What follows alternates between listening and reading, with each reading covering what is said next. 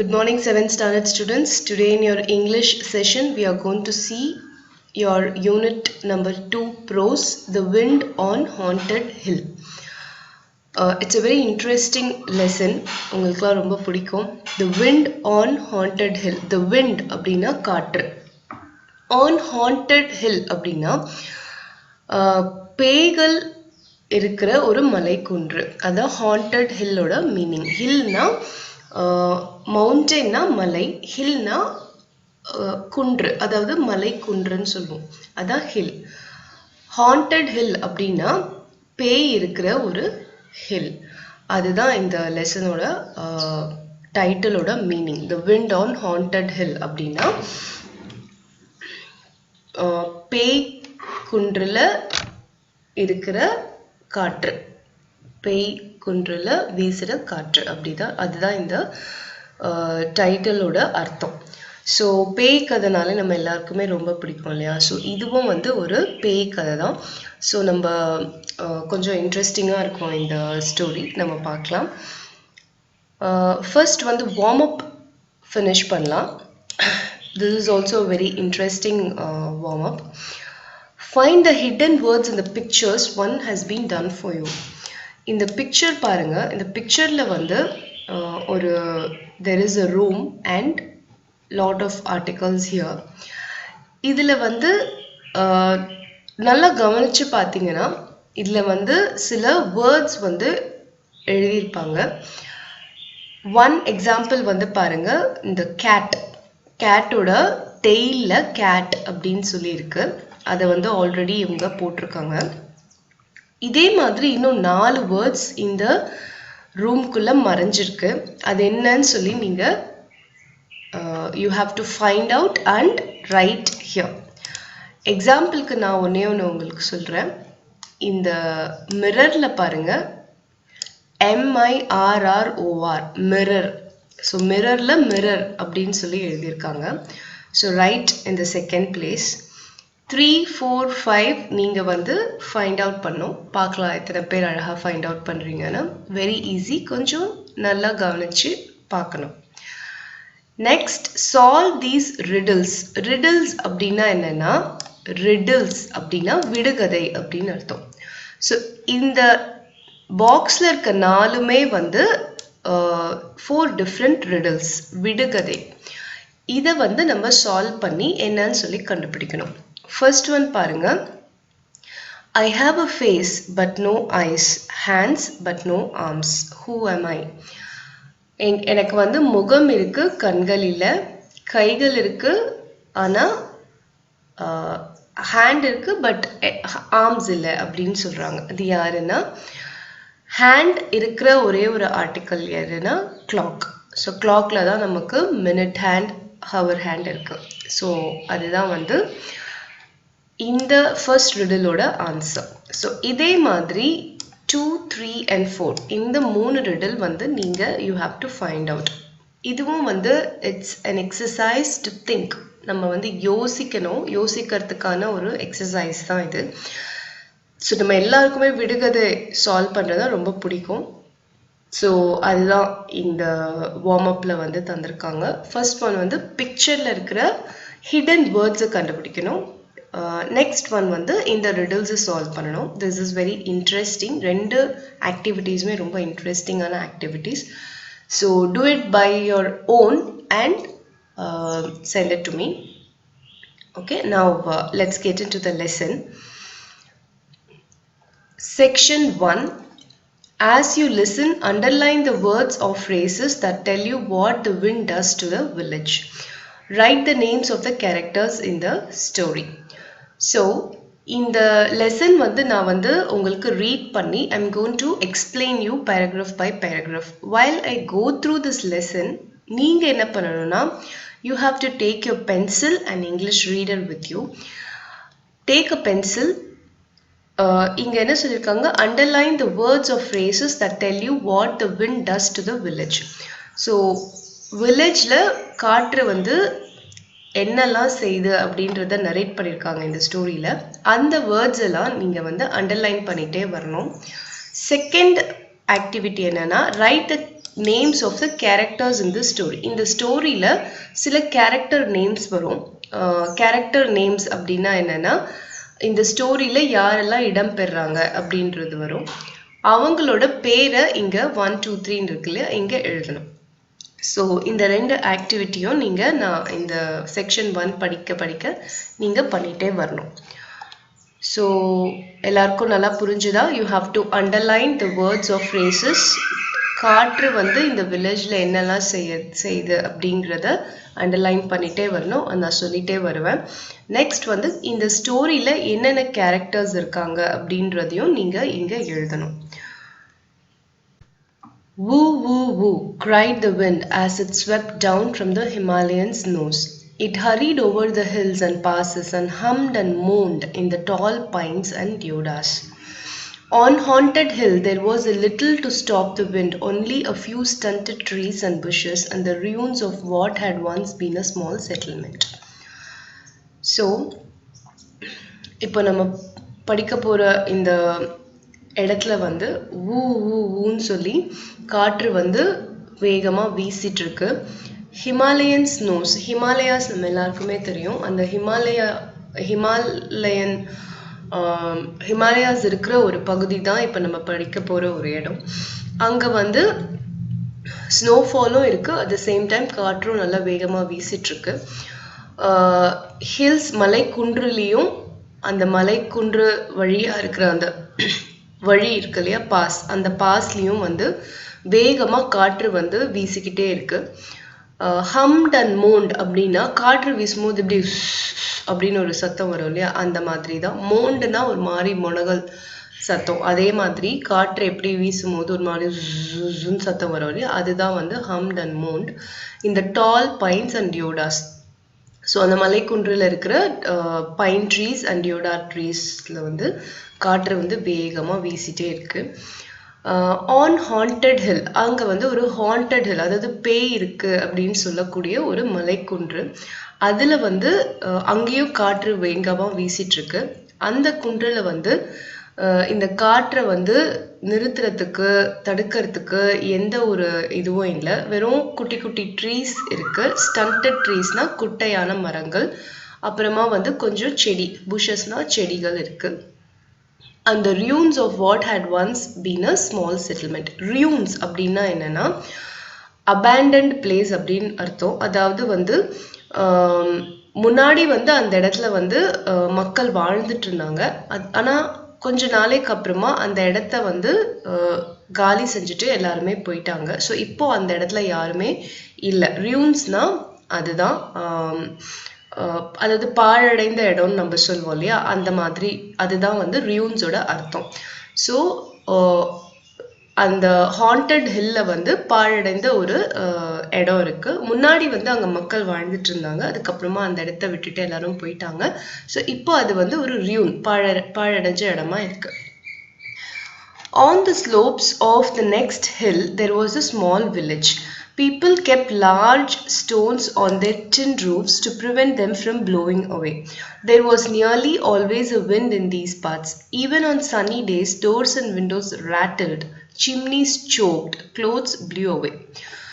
So in the haunted hill, இந்த பேய் இருக்குன்னு சொல்ற ஒரு மலை இருக்கு இல்லையா, இதுக்கு பக்கத்துல இன்னொரு மலைக்குன்று இருக்கு. அதனோட ஸ்லோப்ல ஒரு சின்ன ஒரு வில்லேஜ், சின்ன ஒரு கிராமம் இருக்கு. அங்க மக்கள் எல்லாம் வாழ்ந்துட்டு இருக்காங்க. அங்க மக்கள் என்ன பண்றாங்கன்னா, காற்று எப்பவுமே ரொம்ப அதிகமா இந்த இடத்துல வீசிட்டு இருக்கோம் அப்படின்றதுனால அவங்களோட வீடோட ரூஃப்னா தளம், மேல் தளத்துல நிறைய கல்லெல்லாம் வச்சிருப்பாங்க. ஏன்னா அங்க டின் ரூஃப் தான் எல்லாருமே போட்டிருப்பாங்க. இந்த மெட்டல் ஷீட்லான ரூஃப் தான் எல்லார் வீட்லயுமே இருக்கு. ஸோ அது காத்துல பறந்துடக்கூடாது அப்படின்றதுக்காக பெரிய கல்லை ரூஃப் மேல வச்சிருப்பாங்க. எப்போதுமே அங்க காற்று வீசிக்கிட்டே இருக்கும். ஈவன் சம்மர் சீசன்ல சன்னி டேஸ்னா சன் லைட் இருக்கக்கூடிய டேஸ், அதாவது சம்மர்ல கூட காற்றுனால கதவும் ஜன்னல்களும் ரேட்டில்லாம் ஆடிக்கிட்டே இருக்கிறது. சிம்னீஸ்னா புகை போகக்கூடிய ஒரு இடம். நார்மலாகவே மலை பிரதேசங்கள்ல இருக்கிற வீட்டில் சிம்னீஸ் இருக்கும். எதுக்குன்னா புகை போடுறதுக்கு, ரொம்ப கோல்டாக இருக்கும்ன்றதுனால ஸோ அந்த சிம்னிஸ் வந்து எப்போவுமே புகை வந்து வெளியே காற்று அடிக்கிறதுனால என்ன ஆகும், புகை எப்போவுமே வெளியே வந்துட்டே இருக்கும்.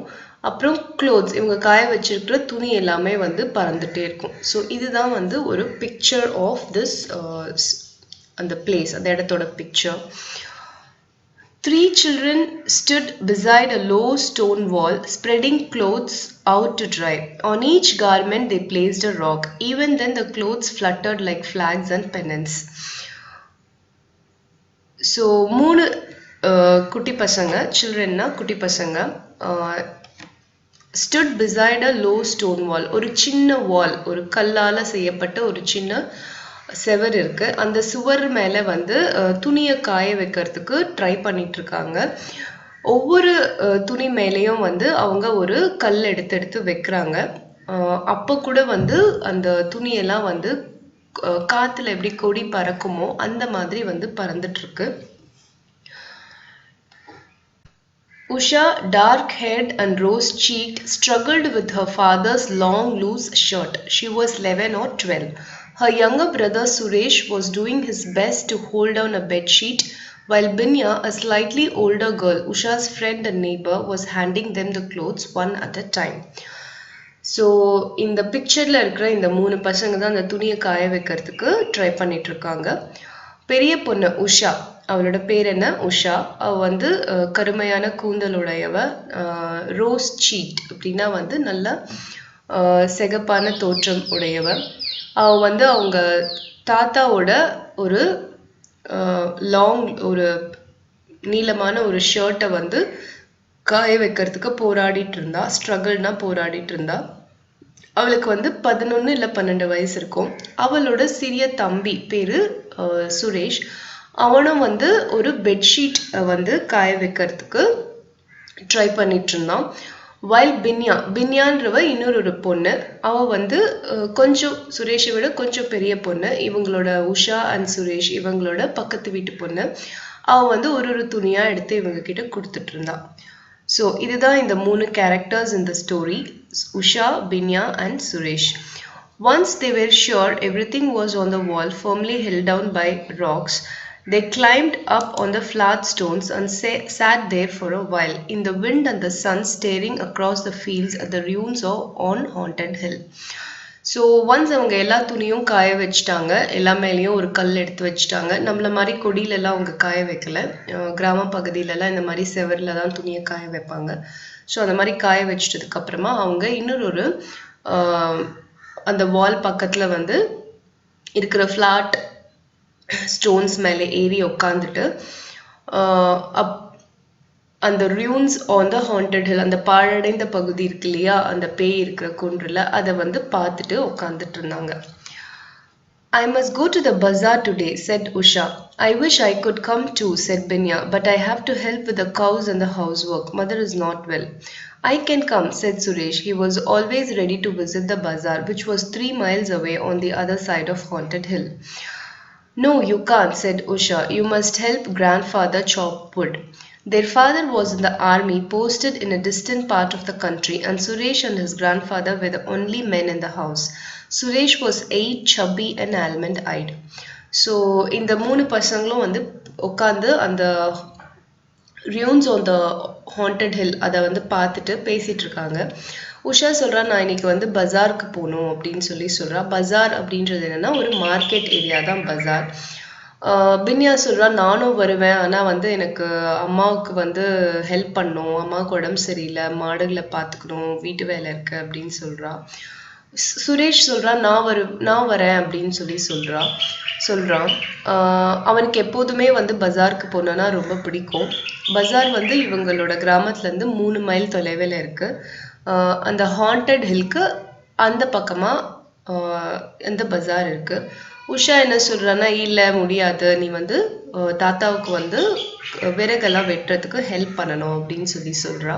அவங்க அப்பா உஷா அண்ட் சுரேஷ், அவங்க அப்பா வந்து ஆர்மியில இருந்தாரு. அவர் வந்து இந்த வில்லேஜ் வந்து ரொம்ப தூரம் இருக்கிற ஒரு இடத்துல வந்து இருந்தாரு. சுரேஷ் அண்ட் அவனோட கிராண்ட்ஃபாதர் இவங்க மட்டும்தான் வந்து வீட்டில் இருக்கிற ஆண்கள். சுரேஷ்க்கு வந்து 8 வயசு ஆகுது. அவன் வந்து சப்பியாக இருந்தான், ஆல்மண்ட் ஐடாக இருந்தான். ஸோ இது வந்து சுரேஷ் பற்றின ஃபிசிக்கல் டெஸ்கிரிப்ஷன் தான் ஆத்தர் சொல்லியிருக்காரு. Won't you be afraid to come back alone? He asked. Why should I be afraid? There are ghosts on the hill. I know, but I will be back before it gets dark. Ghosts don't appear during the day. Are there many ghosts in the ruins? Asked Binya. Grandfather says so. He says that many years ago, over 100 years ago, English people lived on the hill. But it was a bad spot, always getting struck by lightning, and they had to move to the next range and build another place. But if they went away, why should there be any ghosts? Because grandfather says during a terrible storm, one of the houses was hit by lightning and everyone in it was killed. Everyone, including the children. Were there many children? There were 2 of them, a brother and a sister. Grandfather says he has seen them many times when he has passed through the ruins late at night. He has seen them playing in the moonlight. Wasn't he frightened? No, old people don't mind seeing ghosts. So இவங்க இந்த பசங்க என்ன பேசிக்கிறாங்க அப்படின்னா, இப்போ உஷா வந்து பஜாருக்கு போகிறதா சொல்லியிருக்கா இல்லையா. ஸோ சுரேஷ் வந்து கேட்குறான், உனக்கு வந்து பயமாக இருக்காதா திரும்பி தனியாக வரும்போது அப்படின்னு கேட்குறா. எதுக்கு நான் பயப்படணும் அப்படின்னு கேட்குறா. அங்கே அந்த ஹில்ல வந்து பேய் இருக்குது அப்படின்னு சொல்கிறான். எனக்கு தெரியும், ஆனால் நான் வந்து இருட்டுறதுக்கு முன்னாடியே நான் வந்துடுவேன், டே டைமில் வந்து பேய் வராது அப்படின்னு சொல்கிறான். உடனே பின்யா கேட்குறா, அந்த ரியூன்ஸில் வந்து நிறைய பேய் இருக்கா? ரியூன்ஸ் தானே அந்த பழந்தடம், அங்கே வந்து நிறைய பேய் இருக்கா அப்படின்னு சொல்லி கேட்குறா. அதுக்கு உஷா சொல்கிறா, தாத்தா தான் சொல்லியிருக்காரு, ரொம்ப வருஷத்துக்கு முன்னாடி 100 வருஷத்துக்கு முன்னாடி அங்கே வந்து இங்கிலீஷ் பீப்புள் ஃப்ரம் பிரிட்டிஷ் அவங்க வந்து அங்கே வந்து அந்த ஹில்ல வந்து வாழ்ந்துட்டு இருந்தாங்க. பட் வந்து எப்போவுமே வந்து அந்த இடம் வந்து ஒரு நல்ல இடம் இல்லை.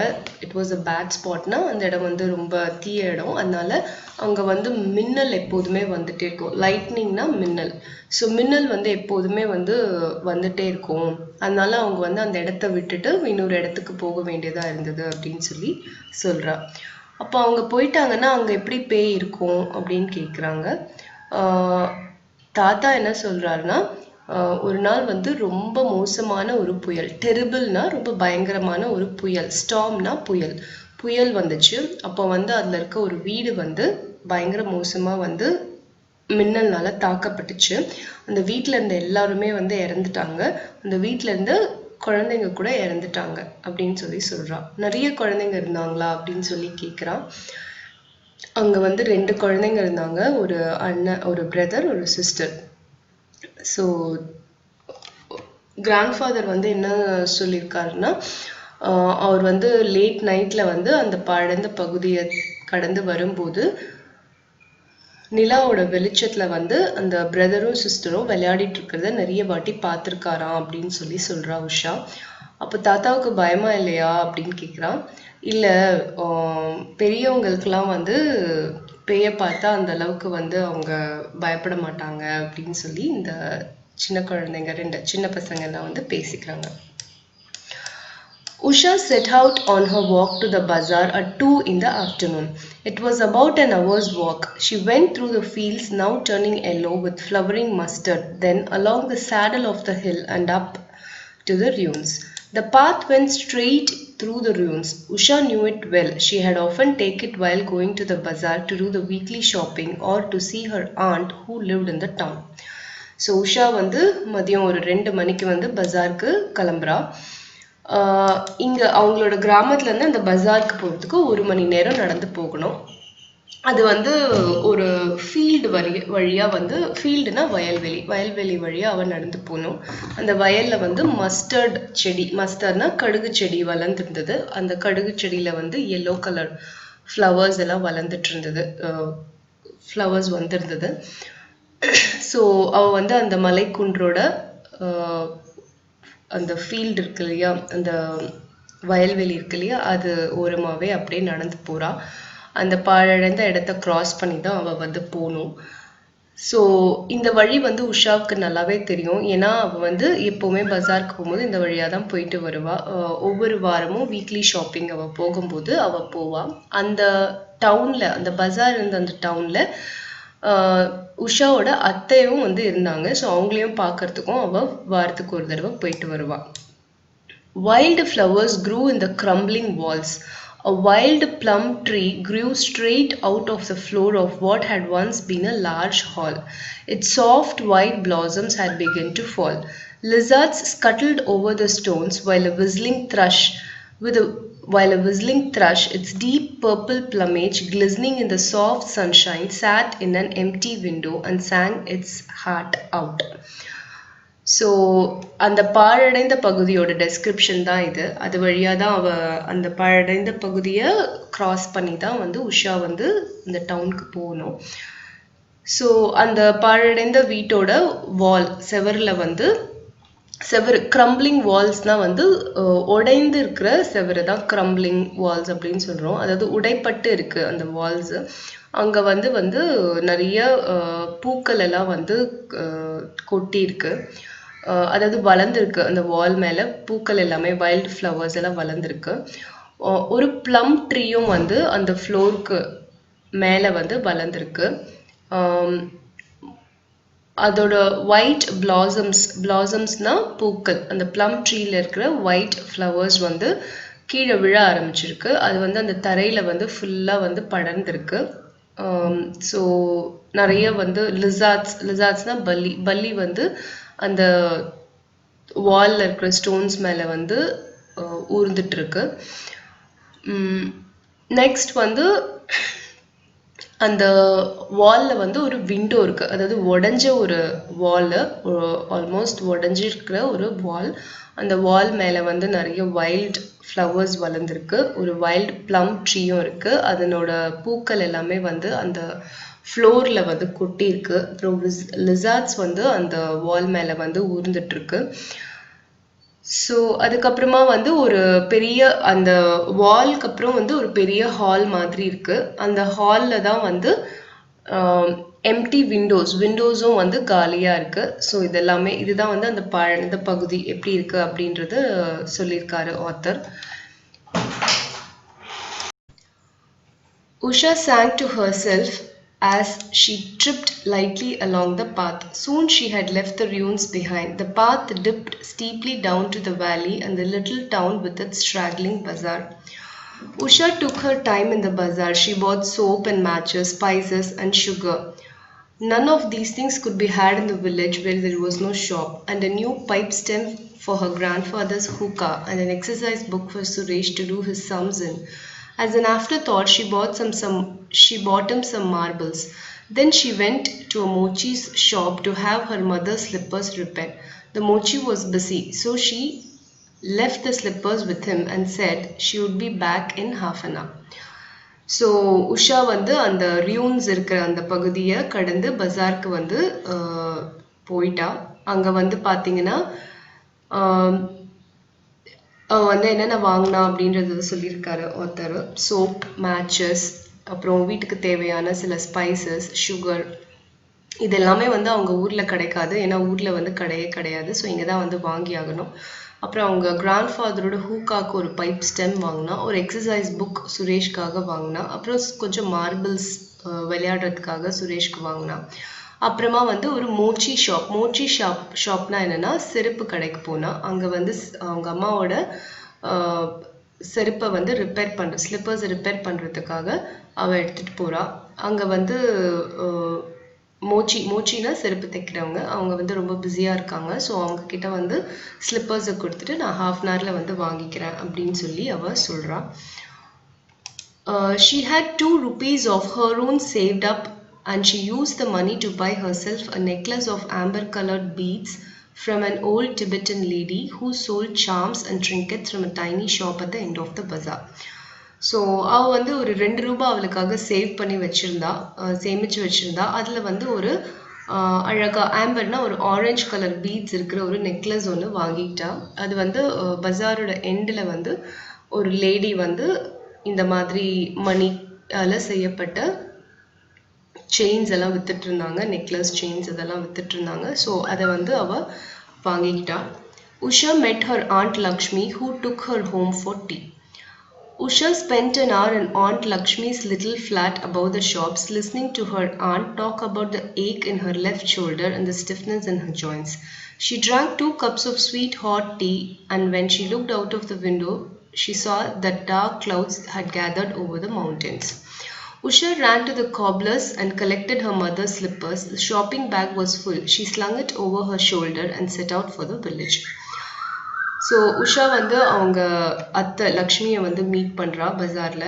அத்தை வந்து அவளை வந்து அவங்க வீட்டுக்கு கூட்டிகிட்டு போகிறாங்க, டீ கொடுக்குறாங்க. ஸோ கொஞ்ச நேரம் அத்தை கூட வந்து பேசிகிட்டு இருக்கா.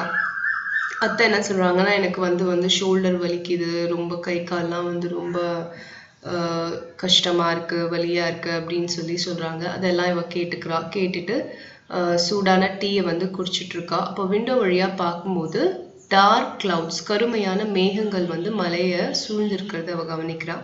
உடனே அவளுக்கு தோணுது, நம்ம வீட்டுக்கு போய் ஆகணும் இருட்டுறதுக்குள்ளன்னு சொல்லிட்டு அவள் வந்து அந்த காப்லர் செருப்பு கடையில் போயிட்டு அவங்க அம்மாவோட ஸ்லிப்பர்ஸை வாங்கிட்டு பேக் வந்து ஷாப்பிங் பேக் வந்து ஃபுல்லாக இருக்குது, அதை வந்து தன்னோட ஷோல்டரில் மாட்டிக்கிட்டு அவள் வந்து அவளோட வில்லேஜ்க்கு திரும்பி போகிறாள். ஸோ இதுதான் வந்து செக்ஷன் 1. ஸோ இங்கே வந்து உங்களுக்கு வந்து கொஸ்டின் அண்ட் ஆன்சர்ஸ் கொடுத்துருக்காங்க. இந்த செக்ஷன் 1 நீங்கள் எப்படி அண்டர்ஸ்டாண்ட் பண்ணிக்கிட்டீங்க அப்படின்றத செக் பண்ணுறதுக்கான கொஸ்டின் ஆன்சர்ஸ் தான். ட்ரை பண்ணி பாருங்கள் உங்களால் ஆன்சர் பண்ண முடியுதான்னு. இதுக்கப்புறம் இருக்கிற க்ளாசரி வந்து நீங்கள் கம்ப்ளீட்டாக படிக்கணும். க்ளாசரினா மீனிங்ஸ். ஸோ இதில் வந்து இந்த லெசனில் வர கொஞ்சம் கடினமான டிஃபிகல்ட் வேர்ட்ஸ் எல்லாமே ரெட்டில் மார்க் ஆயிருக்கு. அதனோட மீனிங்ஸ் தான் வந்து இங்கே கொடுத்துருக்காங்க. ஸோ ஆல்ரெடி நான் உங்களுக்கு அந்த மீனிங்ஸ் எல்லாம் எக்ஸ்பிளைன் பண்ணியிருப்பேன். அதை ஸ்டில் வந்து நீங்கள் இந்த க்ளாசரி ஃபுல்லாக படிங்க. ஏன்னா வந்து உங்களுக்கு எக்ஸாம்ஸில் வந்து இந்த மீனிங்ஸ் வந்து கண்டிப்பாக கேட்பாங்க. So this is your section 1 of your lesson, The Wind on Haunted Hill.